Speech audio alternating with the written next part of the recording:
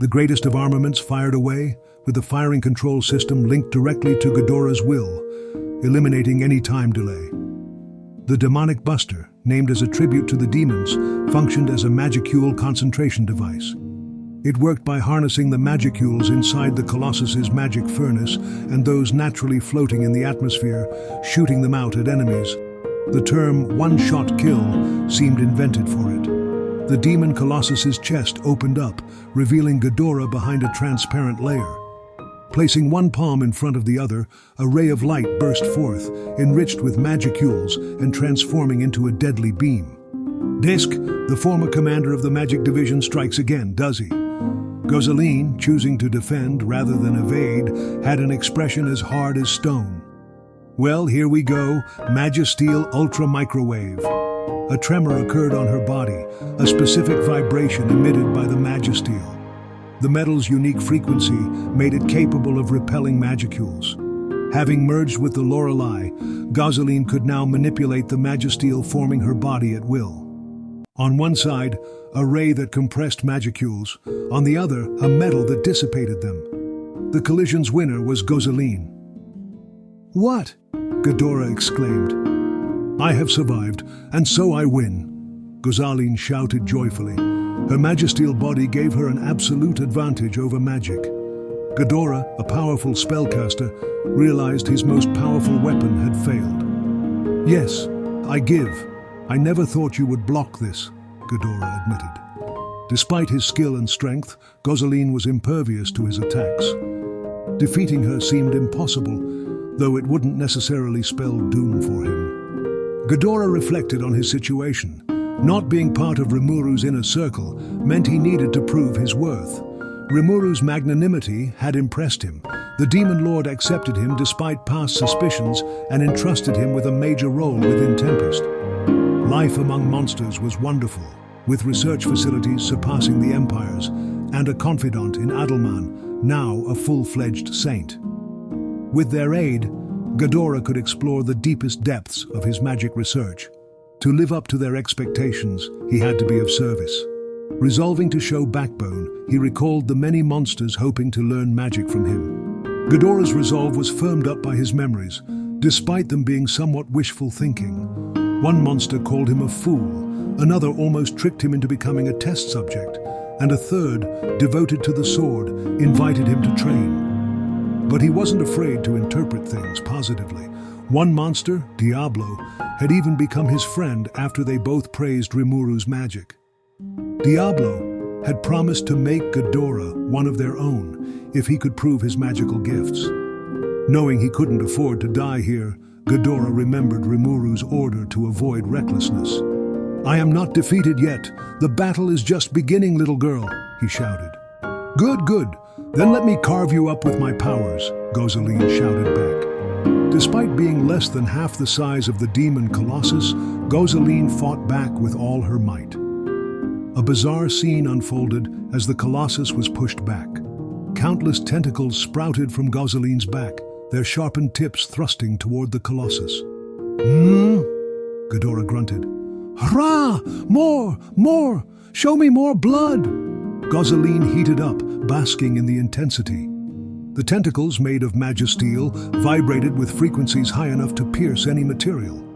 Known as high-frequency mince strike, it could also slash. The high-frequency mince slash sent both of the demon Colossus's arms flying. As a living creature, Gozaline had the advantage. "Ugh, this precious machine entrusted to me by Sir Rimuru," Gadora lamented. "A mere pile of junk before me. It would take a senile old geezer like you to rely on toys like that, wouldn't it?" Gozaline taunted. "Shut your mouth," a frustrated Gadora exclaimed, bloodied by the tentacles. Despite the wounds, he kept a strong front. "How persistent of you. You know there's no way to reverse this now, don't you? There's nothing to be ashamed of. Even the most legendary of wizards can't win against the march of time," Gozaline said. "I have not lost at all," Gadora retorted, such a pitiful sight. Two tentacles from Gozaline formed blades, severing the demon Colossus's legs. "Submit to me, swear your fealty, and I will spare your life," Gozaline offered, recognizing Gadora's valuable knowledge. You know, I've made it this far thinking mainly about myself first. I have a firm love of magic, and there is no defying that for me. So why would I ever submit to someone who makes fun of magic? Gadora's defiant spirit shone through. Ridiculing someone for what they love only stirs their deepest rage, fueling Gadora's resolve to stand his ground against Gozaline. Gadora was now burning with resolve, his body and spirit united for the cause. Anger fueled his decision to invoke a forbidden magic, the elemental spell Sacrifice, which transforms life force into violently burning fuel. I was hoping to gain Sir Diablo's recognition and become his apprentice. But oh well, I still have the mysterious art Reincarnation on my side. I'll have to say goodbye to this world for a while, but next time, I swear I will plumb the depths of magic, Gadora thought. Given the choice, Gadora would always prefer a victorious retreat over a deadly defeat. Confronting Gozaline, he declared, "I am not defeated yet. The battle is just beginning, little girl. You dare to defy me, then I have no use for you. Die!" Gozaline shouted back. A tentacle pierced the chest of the demon colossus, where Gadora was located. A moment later, a dazzling flash of light gushed from it. The flames of the elemental magic Sacrifice, burning everything it touched. What? This is what you were after? Gozaline's words were swallowed by the flames, disappearing into space. All that remained was one small flower blooming on the ground. Gabil found himself at a distinct disadvantage. Gradim's strength was formidable, but Baraga, having tapped into his power as a Chimera Knight, proved even more troublesome. This transformation made Baraga significantly stronger, almost equal to Gabil in overall strength, despite Gabil having a higher magicule count and superior spear skills. With two foes to contend with, Gardim attacking from any angle he desired, Gabil struggled to maintain his focus. Adding to his concerns was Soka's battle against Nazim the Vermilion Bird. Nazim, with Demon Lord-level strength, seemed to toy with Soka, prolonging her suffering. Despite Soka's enhanced capabilities following Gabil's evolution, she was no match for a true Demon Lord. Gabil, unable to assist, silently urged his sister to hold on as he concentrated on his own battles. A sudden flash of light on the ground drew Gabil's attention to Lord Gadora. Realizing that thought communication wasn't working, Gabil feared the worst. To compound matters, he saw Gozaline, one of Gradim's generals, standing up, sorely wounded, but still alive. Distracted by the sight, Gabil was targeted by a spear attack from Baraga. Although Gabil's magicule count and spear skills were superior, the combination of Gradim's attacks and Baraga's newfound strength made the fight challenging. He also worried about Soka, who was barely holding her own against Nazim, the Vermilion Bird. Suddenly, unexpected reinforcements arrived. "Hey, looks like you're in trouble. Need a hand?" The voice belonged to someone Gabil knew well. "Why can't you be honest with yourselves, We asked Milim to transport us because we were worried, you realize," another voice added, belonging to the beautiful queen and ruler of the sky. "Lord Carillon, Lady Fray, why are you here?" Gabil asked, surprised. Carillon laughed. "That can wait for later, can't it? Let's get rid of these guys first." Fray nodded. "We're in an alliance, aren't we? It's only natural that we'd send out reinforcements, so we're joining in and we'll work under Sir Benimaru's command." The Beastmaster's warrior alliance, though numbering less than 100, was formidable. The Heaven Flyers, Fray's close assistants, were equally skilled. Gabil accepted their help gratefully and sent a message to Benimaru for instructions. Benimaru's response was swift. "We are having Moss send us an update on your situation over there. Don't let your guard down. Gradim's up to something, to be sure. Keep an eye out for their rank-and-file soldiers." Gabil appreciated the straightforward orders. "Very well, Sir Carillon, I would like you to handle the enemy's main commander here." Smart choice there. "He's the scourge of every lycanthrope, I'll tell you. I wrote him off as dead long ago, but seeing him alive's the biggest shock I've had all day. Can't wait to put an end to him myself," Carillon replied, eager to face Gradim. "And will that bird girl over there be my adversary?" Fray asked. Gabil, cautious not to voice his thoughts about Bird Girl, agreed. Can you do that for me? He asked. Right, I'll be off then, Fray said, glancing at her twin wings. You handle the rest for me. Good luck, Lady Fray, they responded. Fray nodded and took flight towards Nazim, who was tormenting Soka. Fray, I am the true queen, and today I shall make amends for our long-standing grudge, Nazim shouted. Unbeknownst to Fray herself, Nazim was her twin sister. A mutant born with great powers, Nazim was unfortunately sterile, which was unacceptable in the female-dominated society of the Harpies. Disqualified from birth, Nazim was expelled from the land by the queen, who feared she would be a harbinger of calamity. Wandering the land, Nazim was eventually found by Gardim, and her anger and hatred toward her people grew. Now, facing Fray, the symbol of her anger, Nazim was filled with a mix of joy and resentment as she flew to intercept her. Well, Carillon casually said as he watched from a distance, let's get started over here. Gardim gritted his teeth. Don't look down on me, you bastard. Looks like Fray's dealing with her own flesh and blood, huh? Guess that's fate at work. If we hadn't come to help out, I never would have had this opportunity, eh? Carillon remarked. Opportunity? Gardim questioned. Yeah, the chance to kill you, and prove once and for all that I am the strongest beastman. The hell you will, that's my job, Gardim retorted. Carillon and Gardim shared similar personalities and fierce tempers, making the world too small for both of them. This battle, driven by fate, was inevitable. Let's go, Carillon declared. Come to me. I'll show you the difference between us, Gardim responded. Invoking his unique skill Royal Beast, Carillon transformed into his true form as Beastmaster, fully armored and ready to go all out from the start. Gardim, meanwhile, harnessed the power of the White Tiger, which he hadn't even used against Gabil. This solitary tiger, clad in the Empire's military uniform, was ready to intercept the would-be king of the beasts. The battlefield was now a scene of intense combat between two sets of warriors. Gabil confirmed that the new reinforcements were moving according to Benimaru's instructions, and everything went smoothly. Similar to Team Kurenai and Team Hiryu, they were all under the command of Dolph, leader of the Heavenly Regiment. Benimaru had decided to delegate most of the tactical work to officers on the ground, a decision Gabil fully supported. He assumed Benimaru was occupied with battling the enemy's top leadership, and it appeared to be the right call. Each member of the Empire's Magical Beast Division fought at a high level individually, but their group maneuvers were lacking. Despite being outnumbered, the Allied forces maintained their front lines through skillful coordination. However, their disadvantage was clear, making the reinforcements more than welcome for a counterattack.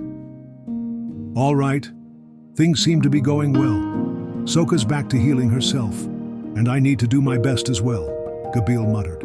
Distracted with me in front of you? Not a good idea, Baraga taunted, threatening Gabil with a spear attack. Gardim had left with Carillon, but Gabil's battle with Baraga continued. Gwahahaha, we are under orders from our commander. I'm afraid I can't focus strictly on you right now, Baraga said. Then you sorely underestimate me, Gabil retorted. And that wouldn't be the other way around? If Gardim had tackled us seriously from the start, after all, I'm not sure I would still be here, Baraga added. Pfft, the great Beast King doesn't need to treat the likes of you seriously, Baraga scoffed. Gabil shook his head in exasperation. And that is what letting your guard down means. It is said that a lion expends his full effort to catch even so much as a rabbit. And in a world where might makes right, it's only polite to give your all against whoever you go up against, isn't it? He remarked with a brazen smile. Despite his words, Gabil thought of his friends. Many, like Diablo, didn't exert full effort against their enemies. Gabil occasionally challenged Diablo to training battles, only to be defeated effortlessly. Well, there's an exception to every rule. Besides, if he really tried against me, it'd be over in an instant. I have no right to complain. We may have the same position, but there's just so much of a difference between us. That's the sad reality of it, Gabil reflected. Rimuru had acknowledged Gabil's talents enough to make him one of the 12 lordly guardians. Although proud of this recognition, Gabil knew his place in the pecking order. Awakening and becoming stronger had made him more aware of the immense strength of Diablo and the other demons. Even the 3 demonesses who didn't evolve at the victory celebration were currently far more powerful than Gabil. Thus, Diablo, now evolved, must have reached unimaginable heights. Though Gabil knew he could never beat Diablo, he was content with that as long as he continued improving himself. For Gabil, true strength wasn't something the likes of Gardim and Baraga possessed. He was determined, declaring, "Thus I shall never be defeated." "Nonsense, your army is already doomed to failure. You owe us a great debt for allowing you to die before you witness the true hell that awaits you." Baraga sharpened his attack, but Gabil carefully parried. Are you talking about the transformation of your soldiers? I'd like to know what they did exactly, Gabil inquired.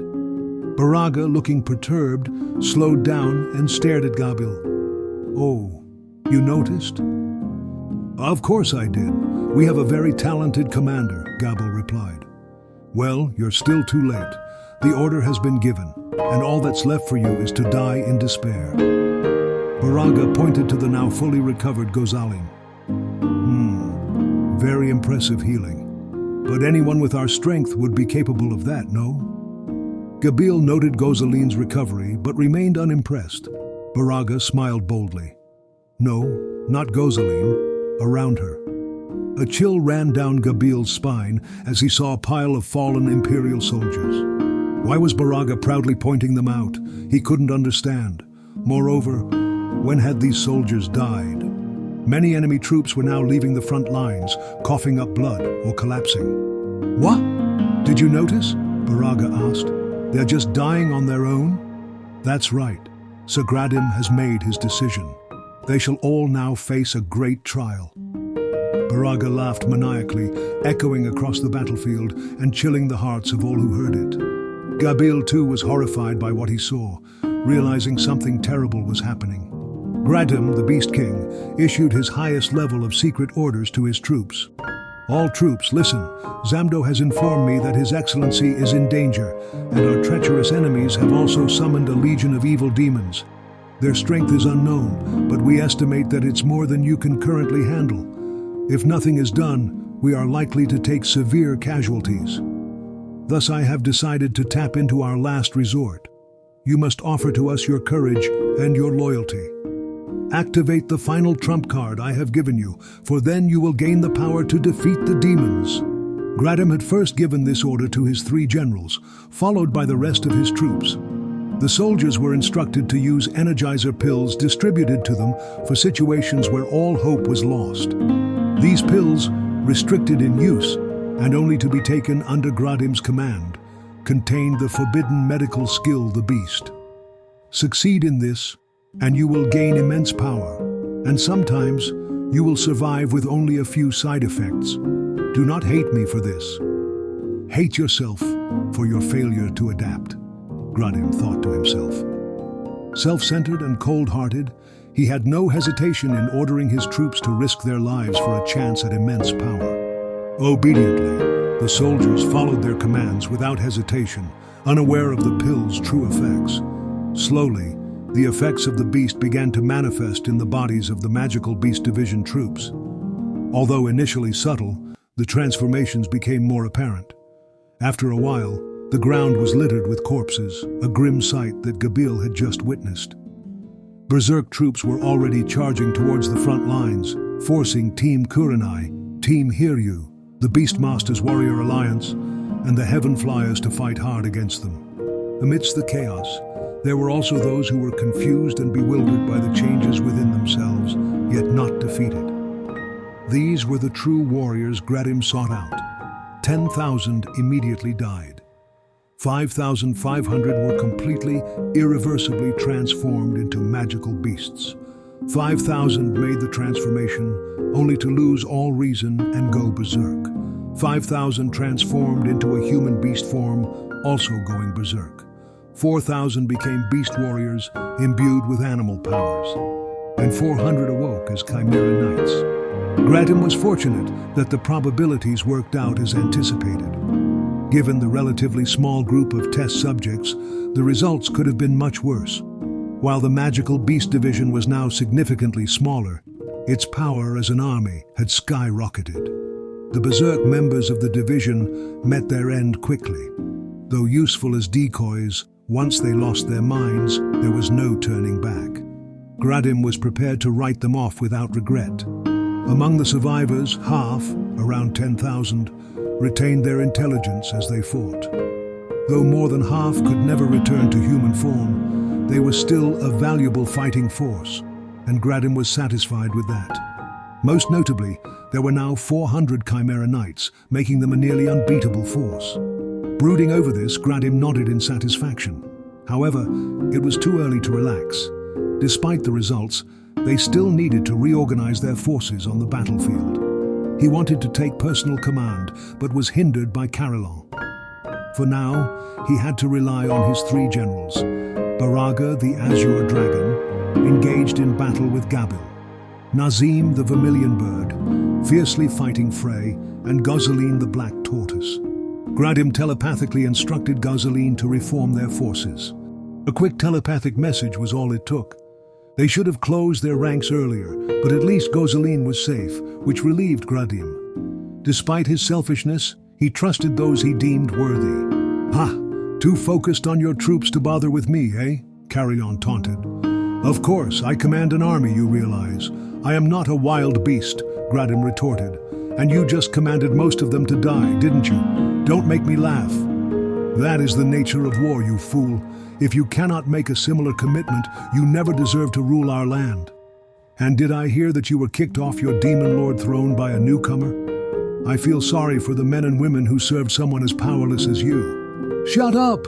Carillon slashed at Gardim in anger, but the attack lacked precision. "Whoa, that attack won't do much. You barely look like you're jogging toward me in my eyes," Gardim remarked.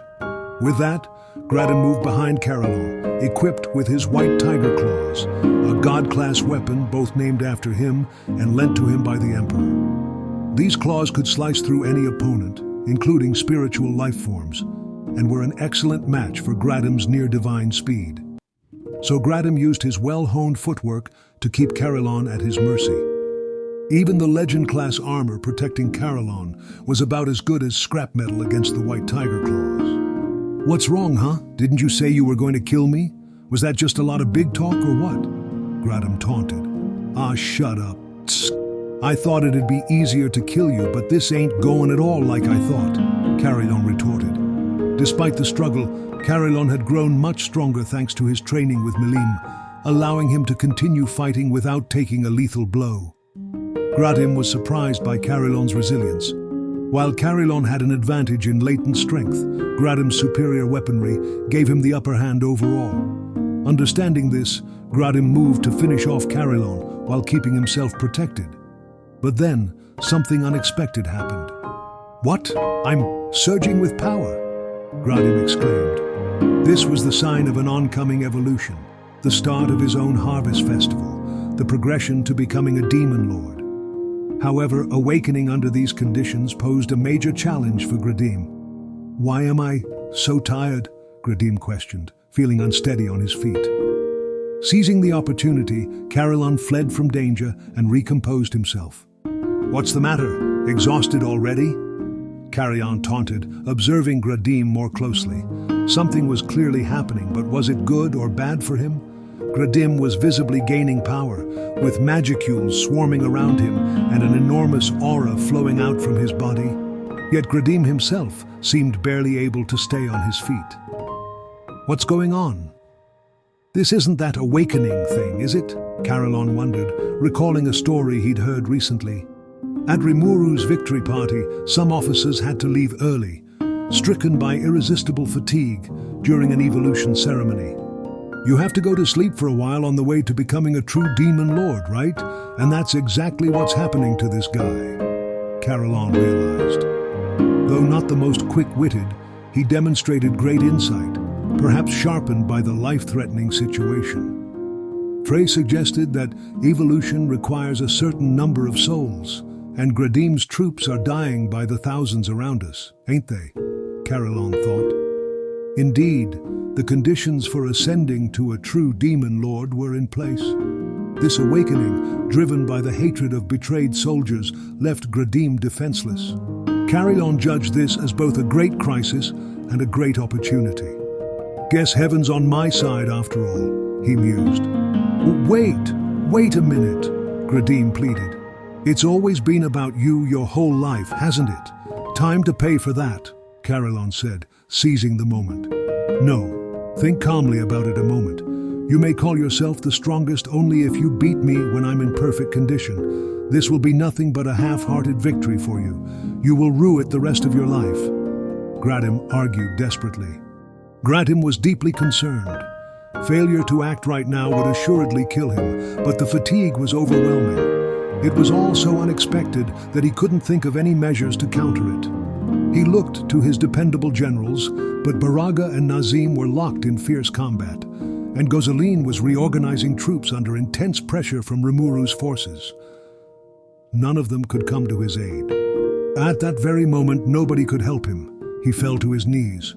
God damn it! I finally made it here. One more step and I would attain ultimate power. He could feel the power erupting within him, yet an equally strong sleepiness that he couldn't resist. Once he awakened, he believed he could defeat even Velgrind. He could picture it already, but reality was much crueler. If even Rimuru couldn't resist this ordeal, neither could Gardim. His face became a muddle of tears and frustration. You can't do this. You can't, damn it. With that final shout, Gardim fell asleep. And if a would-be demon lord failed to survive this ordeal, they faced death. Well, ain't you lucky? You get to have a nice peaceful death in your sleep. So long then, beast roar, Carillon declared, showing no mercy. As the commander of an army, he placed victory above his own pride. Thus, a man burning with ambition, just a single step away from reaching even greater heights, was defeated by Carillon. The first to react to the unimaginable defeat were Gradim's 3 generals. They were stout allies, fascinated by the Beast King's path and sharing in his dreams. Their anger and grief were palpable enough to affect the entire war situation around them. Baraga was the first to act. He ceased his engagement with Gabil, turned on his heels, and rushed to Gradim's side. "Sir Gardim!" he cried out. Everything below Gradim's head had been obliterated by Carillon's beast roar. His chagrined face told the whole story. It would be impossible to revive him from this state. Oh, how horrible. Right when his long-cherished wish was almost fulfilled. Gabil also arrived, following the lamenting Baraga, but remained on guard with his vortex spear pointed straight at him. "Sir Carillon," he said, keeping his eyes on Baraga, "my congratulations for your great victory. I am truly amazed by your brilliant authority on the battlefield." He meant every word, acknowledging Carillon's defeat of an enemy general. Despite not being a demon lord yet, Gradim's god-class offense made him more powerful than Gabil. Even if it was a coincidental stroke of luck that sealed it, Gabil felt it was only natural to commend Carillon. However, Carillon looked oddly pale. Whoa, I hate to say it, but he didn't just... Carillon was deep in thought, unable to give Gabil a coherent reply. What is the matter? Gabil wondered if Carillon was feeling well. Turning away, Carillon looked terribly concerned before revealing the shocking truth. "Sorry guys, I know I came all this way to pitch in, but it looks like it's over for me." "What? Are you hurt?" Gabil asked, shocked. "No, not that. It's that awakening thing. I think the souls Gardim was supposed to get are all swarming for me instead. Man, what a curse. Now I get why he was so damn defenseless," Carillon explained. "What?" Gabil couldn't hide his shock, understanding the gravity of the situation. "So yeah, I'm sorry, but I'm going to sleep right here. Try to protect me when you can, all right?" Carillon asked. "But of course, you may rest assured of that," Gabil reassured him with a smile. Carillon returned the smile, then turned his back to Gabil. "Hope I see you guys when I'm back up," he said before falling asleep. Carillon took it as stoutly as possible, But that's just the way evolutionary sleep works. Baraga was furious. If circumstances had been different, he would have been on guard duty instead of Gabil, and it would be Gardim enjoying his slumber instead of Gardim. No! Never! You will reap all the benefits after doing nothing at all to sow them. I refuse to let this pass, he raged at Gabil and Gardim. In his hand, he held the white tiger claws, a god-class weapon that embodied and projected the will of its master. White tiger claws, lend me your power. We must avenge Sir Gardim. Baraga called out, and the claws shone more radiantly, converging into the form of a single spear. Ah, you have recognized me as your master. Baraga rejoiced, holding the newly reformed white tiger claws, now called the Azure Dragon Spear. Your name was Gabil? Then let me kill you and dispatch the thief who lies before us, Baraga declared. Ha! I too have made a man-to-man promise. Know that I will never allow the sleep of Sir Carillon to be disturbed. Gabil roared back. With that challenge, the battle between the two giants resumed. As she soared through the air, locked in high-speed combat, Fray used her extra skill, Celestial Eye, to size up the ground situation. This skill allowed her to observe a given range with a panoramic view. So that's how evolution works, she mused, her keen mind immediately grasping the events unfolding below, even as she fended off Nazim. No, Sir Gardim, Nazim lamented. They say luck is a part of one's skill, and I suppose it's really true, Fray replied. You! How dare you mock Sir Gardim? You can't even lay a finger on me, Nazim retorted. That was not my intention. I was merely stating facts. I didn't mean to make light of you, and it's not that I can't touch you, it's just that I haven't yet. I wish you wouldn't jump to conclusions like that, Fray calmly responded. Despite being a passive woman who rarely made bold moves, Fray possessed commendable force as a former demon lord. Her mixture of speed and technique allowed her to hold her own against the vermilion bird. Big talk, coming from someone who's done nothing but evade me so far, Nazim sneered. We'll see who has the bigger mouth once this is over, Fray countered, holding her own verbally. Some people have a natural gift for making others dislike them, and Fray was one of those people, rivaling even the demon lord Milim in that regard. Fray wasn't just fleeing. She was observing Nazim, looking for weaknesses. Though she appeared to be in a losing battle, victory often arose from unexpected places. You're panicking, aren't you? Fray provoked. What? Where did that come from? Nazim responded. I've finally gained the power to see people's souls. My eye has adapted to it, but let me tell you, having this insight is so convenient, Fray said with a smile, realizing her celestial eye had improved. The information she just received would be the key to her victory. What are you seeing? Nazim spat, her talons grabbing Fray's upper arm. Harpy claws had a magic interference effect, blocking the skills of anything they grabbed. Ah ha ha ha ha! You're a fool, you know that? So engrossed in conversation that you let me catch you? Nazim crowed, her tone brightened by a small victory, though it revealed her own panic. Fray remained calm, observing and checking every action of Nazim. Take this, shockwave, she shouted. Nazim's barrage began, making the fight seem one-sided. Fray's clothes were torn by the impact, but her expression remained calm. She continued to observe Nazim coolly, which struck her foe as strange. Nazim dismissed it as a bluff, though she knew her twin sister Fray had a sharp mind. Nazim was the more powerful fighter in terms of force, but Fray's craftiness made her a formidable opponent. Trying to con your way out of my talons, then? No. I'm sure she's looking for an opening, trying to turn the tables on a moment's notice, Nazim thought. She continued attacking, believing it was her best option, while Fray remained unconcerned. Maybe a little more, Fray muttered, her words ringing loudly in Nazim's ears. What? Nazim demanded. You're going to awaken pretty soon, aren't you? Your magicule count's rising more and more compared to when we began, it looks like. And once you awaken, I suppose you'll fall asleep like Gardim. That's all I have to wait for, huh? Fray smiled fiendishly. Nazim turned pale, aware of the symptoms she was feeling. Fray had figured her out. So what then? I'll just kill you right now and retreat to a safe place, Nazim declared, her alarm growing. Nazim turned up her fierceness, attacking with full force, unaware that this was exactly what Fray wanted. "Shockwave!" Nazim shouted, sending a fierce electric shock through Fray. But it didn't burn or hurt her. It only threw her off balance slightly. This is madness. How can she be so carefree about this? Nazim thought, but it was already too late. Looks like you're wondering about something? But now I'm sure of it. Our mother, the previous queen, wanted you to be happy in a world where our flock was irrelevant, Fray said. What? Nazim responded. If you knew the queen's secret, you would have to be killed. That's why she banished you without telling you anything, Fray explained. Don't give me that, Nazim shouted in rage. How could a newborn chick survive after being abandoned like that? She had every intention of leaving me for dead. Fray calmly dismissed her. And yet you survived.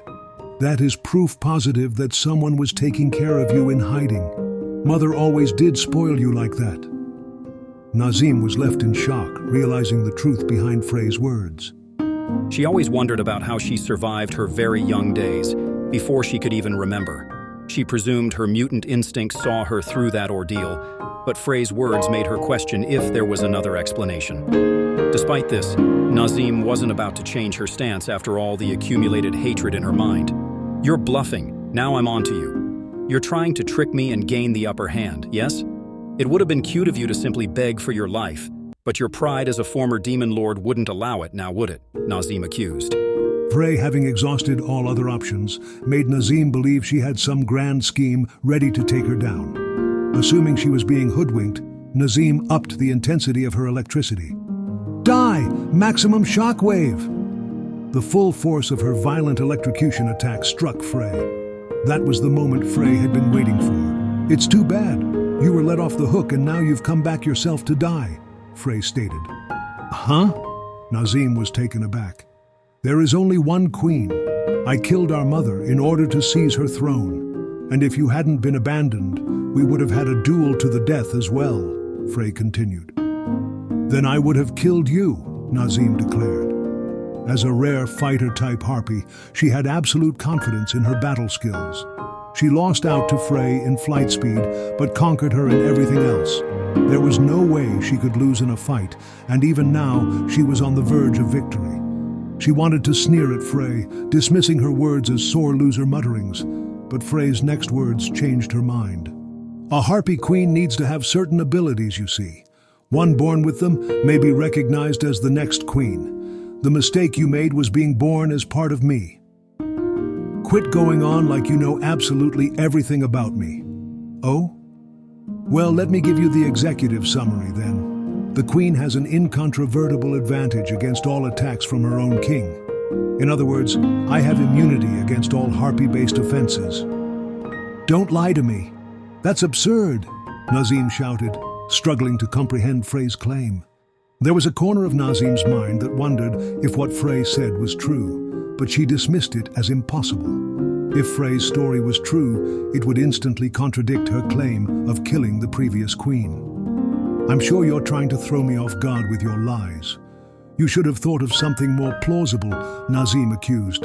It's a sad thing that you don't believe me, but it's true. And by the way, it's not a given that an old and new queen must fight each other. Normally, it would be two sisters vying for the throne, and whichever one seized the other's powers for her own would win it all, Fray explained. The winning sister would also gain the power to become a potential demon lord. What? Nazim exclaimed. But I had to kill Mother because you were imperfect. What I truly can't forgive you for is how Mother wanted you to live, and you trampled all over that wish. I don't know if you were born before or after me, but I truly wish you could have lived out your years peacefully somewhere else, Fray continued. Stop that. Think you've already beaten me? I have other skills besides my natural harpy abilities, you know. If I tap into them, Nazim started. Too late. I've already accumulated enough energy. and I hate to see you suffer any further, so let me finish you off with a single blow right now," Fray interrupted. No. Nazim realized too late that Fray's wings had gained a purple tint. Her pure white wings, covered in a golden mesh, were now discolored by waves of violet electricity. The realization froze Nazim in place. Was she storing the electricity I released into her? How powerful could that be? Nazim thought in panic, trying to escape, but Fray's talons held her fast. If Nazim had awakened before encountering Fray today, the outcome might have been different, but that would remain a hypothetical for all time. "Goodbye, my sister. Echo reflection," Fray declared. "Wait!" Nazim tried to protest. Fray did not hesitate. She released the stored electricity using her unique skill, Duplicator, which allowed her to reflect any attack an opponent landed on her. Though difficult to use, it was effective against a fellow harpy. Hit by the vast store of electrical energy, Nazim was instantly scorched, carbonized, and killed. "I don't care whether you're my older or younger sister, but mother spoiling you certainly gave me a hard time. Although I do envy you a little, Nazim. At least you know for a fact your mother loved you," Fray murmured as Nazim plummeted to the ground. The words didn't reach Nazim. The reunion between the two harpy sisters had come to an end, and they had come no closer to ever understanding each other. And it would have been fitting if it had ended there. "What? The souls gathering toward Nazim are coming for me now," Fray exclaimed, as a sudden wave of drowsiness overtook her. "It can't be. Evolutionary sleep? Oh, so they want to take their resentment out on me instead of Nazim," Fray realized. Though not one to turn down an invitation to become a true demon lord, this was neither the time nor place. She thought Caroline looked ridiculous in his state, planning to laugh at him later, but now the situation seemed far less amusing. There was no point in complaining. "Lucia, Claire, protect me throughout this. Caroline as well, please," she commanded. "Yes, Lady Fray." "As you wish, my queen." Her loyal followers promptly took action. Fray then flew to Carillon's side, reasoning that it would be easier to protect them if they were together. Carillon had Sophia of the three lycanthropers protecting him as well, increasing their chances of survival. "Good heavens, I came here to help our forces, but now I'm just slowing them down, falling asleep in the middle of a battlefield. I never thought I'd make an error like this in my life," Fray thought, inwardly writhing in shame. It was truly the last thing she expected, but still she was lured into falling asleep, unsure whether she'd ever wake up again. Gabil was locked in mortal combat with Baraga, and the azure dragon spear in Baraga's hands became the deciding factor. Despite Gabil's prized dragon skin ability, he couldn't defend much against the spear thrusts. "Inflicting wounds on the likes of me? A worthy foe indeed," Gabil remarked. "Ka ha ha. I'd say the same of you.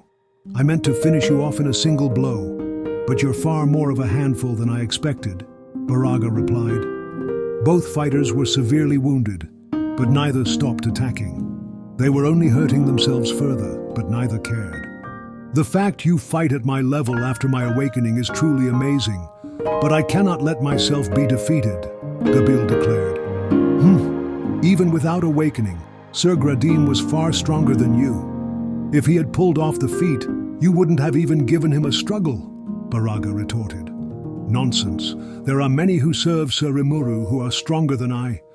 You are a good fighter, no doubt, but compared to the likes of Lady Ultima, you are but a minnow in a pond," Gabil countered. Gabil didn't realize this was tantamount to calling himself a minnow as well. While struggling to hold his own, he kept an eye on the war situation, guiding Baraga away from the sleeping Caroline. He successfully shifted their location little by little. Lady Sophia rushed to their aid, ensuring Sir Caroline's safety. Gabil strategized, knowing that now Caroline wouldn't be caught in the thick of it if they unleashed some larger-scale moves. As he fought, Fray defeated one of the three generals. "What? No, now Nazim is slain too," Baraga exclaimed, furious. You will pay for this. This spear will be used to avenge my friends' deaths," Baraga declared. Baraga's body began changing rapidly as he invoked his power, showing more and more characteristics of a dragon. His military uniform bulged, but managed to hold out without tearing, as he transformed into something resembling a dragon ute rather than a full-on dragon. The sensation of unlocking his true power, experiencing an uplifting feeling for the first time. He had always suspected he could achieve this transformation, but kept it a secret. With Gardim and Nazim now dead, all hesitations vanished. "Come to me, all of you," Baraga called out to the berserk troops serving under him. These soldiers, reduced to unthinking magical beasts, instinctively recognized his superior presence and obeyed. Baraga lunged at them, absorbing their magicules almost visibly, like a pulse. The devoured victims dried up like mummies, their lives scattered to the winds. What a feat! Those were your soldiers, weren't they? And now you've... Gabil began. They were nothing but fodder for the enemy as they stood. They should be thankful they got to die serving me, Baraga responded coldly. How selfishly evil of you. I refuse to let this outrage go unchecked. Gabil charged with his spear, knowing Baraga would be trouble if left unchecked. Baraga was likely procuring energy from his soldiers to maximize his magicule count, reaching the verge of an artificially awakened demon lord. You fool! On the battlefield, the first to die is the one who loses his presence of mind.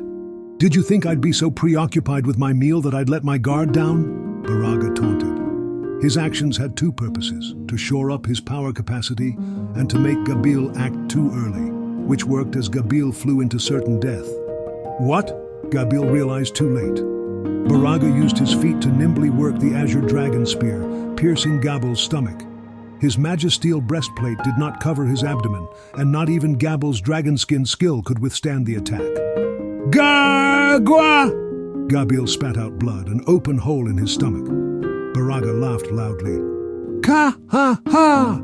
Now I will feed upon you, the greatest honor you will ever receive. But fate had other plans for Gabil. The world language confirmed the activation of his unique skill braggart, altering his destiny and saving him from death. Even Gabil had forgotten about the unique skill, but its power now altered his fate. Gabil had acquired the unique skill braggart when Rimuru became a demon lord, but its effects remained largely unknown. It could either increase or decrease the power of his attacks, depending on his mental state. The power suited Gabil's personality, but it wasn't the most convenient to use. Gwa, huh? I am rather sure I was run through in the stomach just now. Gabil worried for a moment, but quickly dismissed the thought and readied his spear towards Baraga. From Baraga's perspective, this reality was hard to accept. He had a plan to ensnare and kill Gabil, only for it to fail. This is complete nonsense. In that case, I'll make sure to pierce your heart next time, Baraga declared. Absorbing the magicules from his soldiers, Baraga rapidly grew in power. He grabbed the azure dragon spear with both hands, confident that defeating Gabil would now be child's play. Once again, the fighters stared each other down, and once again, Gabil was at a disadvantage. The unique skill Braggart's Change Destiny feature required a long cooldown, meaning Gabil could only use it once a day. With no other secrets left, Gabil, physically depleted from the marathon battle, beamed with no signs of fear. Gwahahaha, your technique is sharp as attack, but I have yet to lose. With a master as excellent as mine, you shouldn't expect to win that easily. As Gabil prepared to respond, fate intervened. It wasn't due to Gabil's skills, but coincided with the birth of CL within Rimuru's mind. Just as he was about to use his remaining energy for a final strike, a voice from the heavens reached out to him. Do you desire power? Then let me give it to you. Please agree to my upgrade for your unique skill. Gabil didn't question it. The voice felt warm and familiar, calming him. Without hesitation, he agreed. A wise choice. I will sacrifice the unique skill braggart to grant you a new ability. As the voice disappeared, a new power awakened within Gabil. The ultimate gift, Moodmaker, granted by CL, came with 5 effects: Mind Accelerate, Alter Destiny, Control Unforeseen, Control Space, and Multi-Layer Barrier. Mind Accelerate. raised Gabil's perceptive speed up to 1,000,000 times. Alter Destiny. Upgraded from the Change Destiny skill in Braggart, this could be activated at Gabil's will, though still limited to 1 use per day. Control Unforeseen. An upgrade from Braggart's Unexpected Effects skill, allowing Gabil to boost his attack power at will, based on his mood. Control Space. Enabled spatial transport, letting the user return freely to previously visited locations or prevent enemies from escaping battle. Multi-layer barrier, a defensive technique that combined various single-purpose barriers to protect from virtually any attack. Gabil, understanding the effects of this new skill, felt a surge of emotions.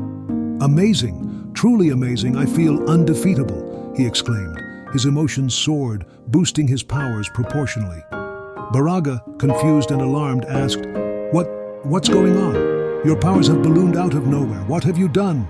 "Gwahahaha, sorry to burst your bubble, but I truly have a great master, and as long as I enjoy his protection, I cannot be defeated," Gabil replied, filled with newfound power. Both fighters, as strong as awakened demon lords, clashed with all their might. The exchange lasted a single moment, and Gabil emerged victorious. The Azure Dragon Spear, swung recklessly, was bounced away by Gabil's Vortex Spear, leaving Baraga wide open. A thrust from Gabil left a large hole in Baraga's chest. "Gaha! I'm not done yet. With my recovery skills, this much means nothing," Baraga boasted, attempting to use his healing skills. However, the combination of Alter Destiny and Control Unforeseen activated for Gabil, taking away Baraga's healing abilities. Though Alter Destiny could work just once a day, this limit only applied when used on the same target. Gabil discovered he could also invoke it against an enemy. Just as Baraga himself said, the first to die in battle was the one to lose his presence of mind. This is more powerful than I thought. And so Gabil had gained not only new strength, but an undeniable victory by his own hand. Meanwhile, Gozalin, the final survivor out of the 3 generals, was up against an unexpectedly formidable foe. With the defeat of their commander Gardim, the Magical Beast Division fell into disarray. Before they could regroup, a force of about 500 demons, the Diable Chevaliers, under the command of Demon Lord Rimuru, entered the fray. Despite being nearly twice as powerful in terms of magicules, the Chimera Knights struggled against these highly capable fighters. Gozalin's frustration grew as she noticed a writhing shadow at the edge of her vision. Turning away from the battle, she saw a handsome, topless young man with black hair and metallic-looking skin, merged with the wreckage of the demon Colossus. The man, Lord Gadora, had used the elemental magic sacrifice to fake his death. Gozalin, panicking, demanded answers.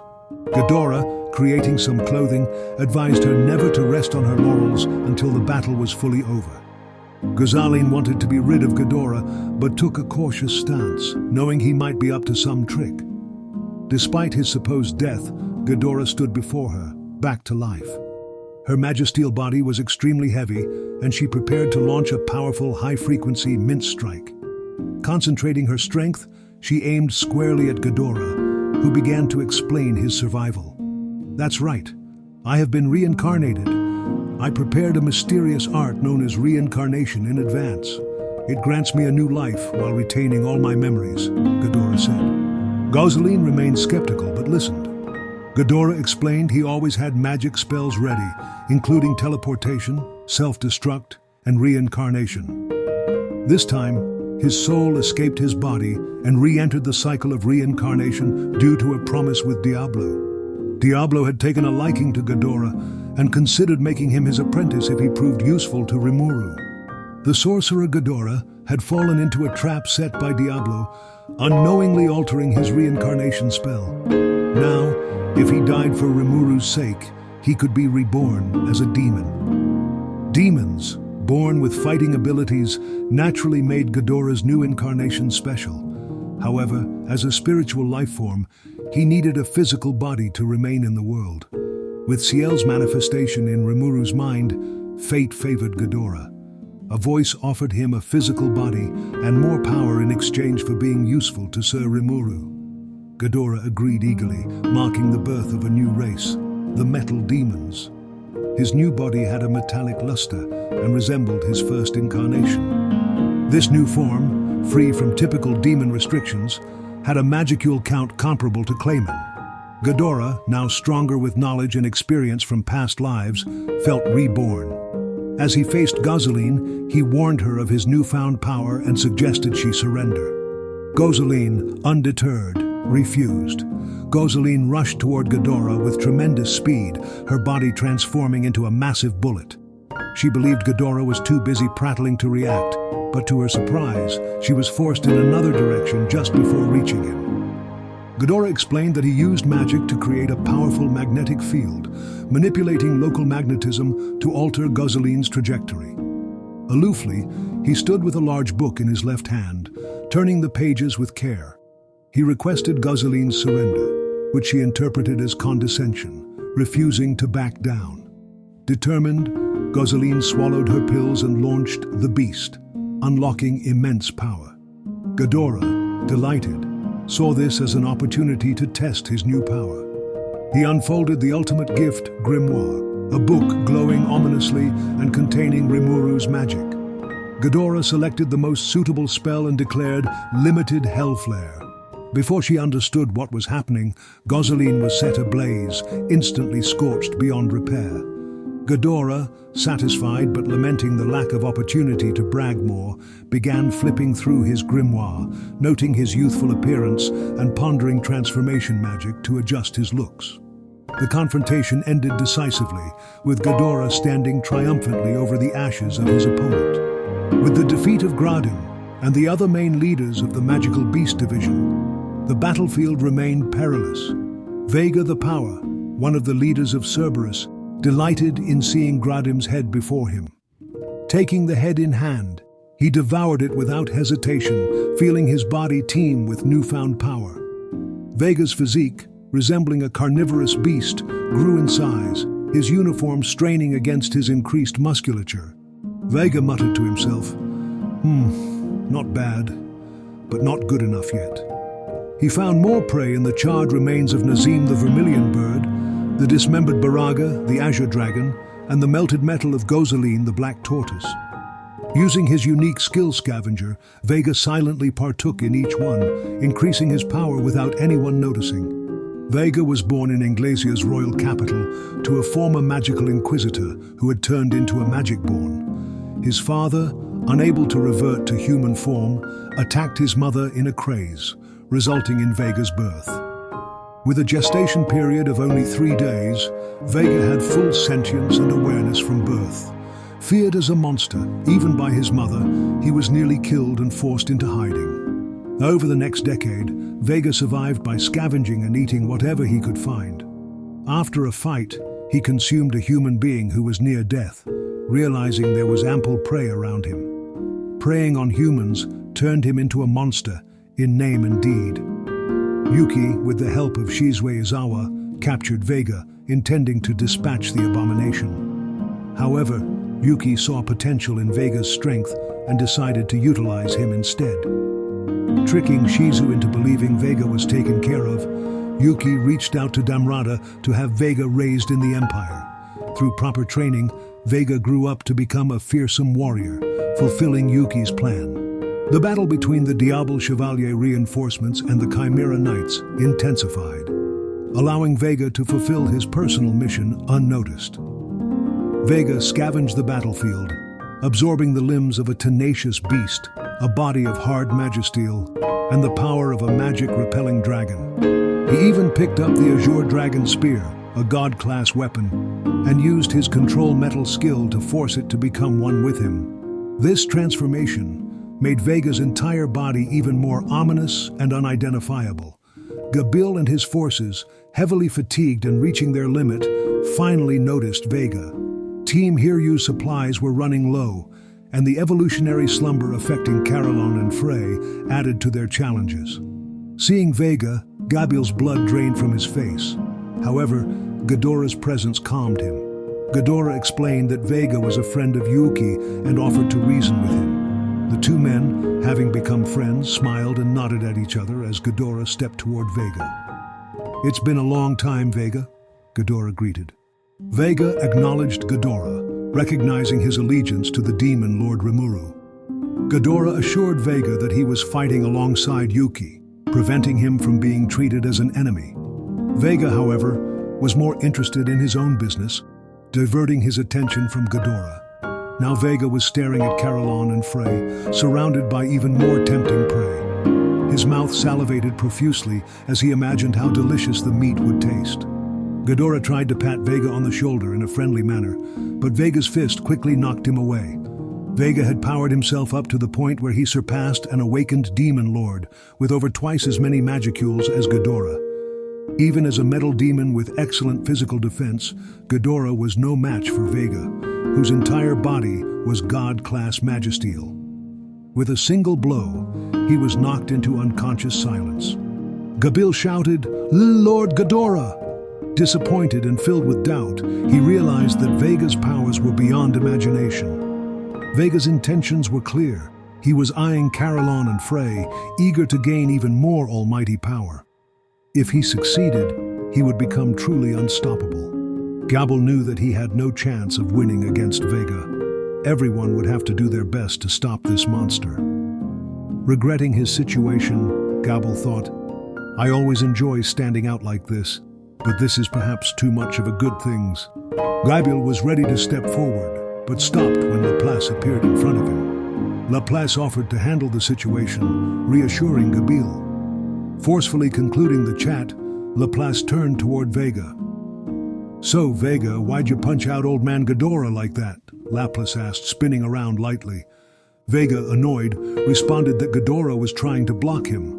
Vega's intentions were clear. He couldn't let anyone stop him from his meal. Laplace, sensing Vega's overconfidence, reminded him of his place. Vega scoffed at the idea of taking orders from someone weaker, mentioning Yuki's defeat. Laplace quickly clutched Vega by the neck, lifting him into the air despite being half his size. Vega, struggling and disconcerted, cowered once Laplace loosened his grip. Vega apologized, pleading for forgiveness. Laplace coldly warned him not to expect second chances and to stick with him. Vega agreed, showing his fear of Laplace. Laplace sighed and explained their next move, heading to their president to help Teare and Footman. Gadora, now back on his feet, asked if everything was all right. Vega instinctively braced himself for combat, but Gadora reassured him. Gabil was happy to see Gadora well and surprised by his resilience. Gadora explained that he had pretended to be down to catch Vega off guard. The ultimate gift grimoire, equipped with mind accelerate and parallel computation, allowed Gadora to continue thinking even when unconscious. He suggested that they should be concerned about Vega instead. Laplace admitted he didn't fully trust Vega either, but wanted to give him a chance. Laplace explained that while Vega had an astonishing lack of intelligence and loyalty to his desires, he had undeniable strength and carried out orders. Laplace intended to keep a careful eye on him. He had caught Vega just in time today, but warned that Vega was close to causing serious problems. Gadora, familiar with Vega, agreed to give him a chance as long as he caused no trouble for Rimuru. Laplace seemed anxious, but Gabil laughed it off, encouraging Vega to listen to Laplace and become the best warrior he could be. He clapped Vega on the back, signaling their support. Despite everyone's apprehension, now was not the moment to stand around worrying. Laplace wasted no time taking Vega away from the scene. Gadora, however, expressed concern. "Do you think that was the right thing to do?" Gabil replied confidently, not expecting any problems, and believing that if this helped Vega grow, it would benefit all. Gadora held his tongue, realizing there was no need to stir up more trouble. As they prepared to re-enter the fray, Soka brought good news. Sir Rimuru had defeated Lady Velgrind, and the main forces had stormed the enemy's airship. This boosted morale on Rimuru's side and demotivated the Empire. The Chimera Knights, realizing the dire situation without a commander or reinforcements, began to flee. Rimuru's forces, including Gabil and Gadora, were overjoyed. Gadora hinted at a connection to Sir Rimuru, but decided not to pursue the matter further. Gabil, refocusing on the battlefield, gave the order to charge with renewed vigor, leading his forces into the ongoing battle.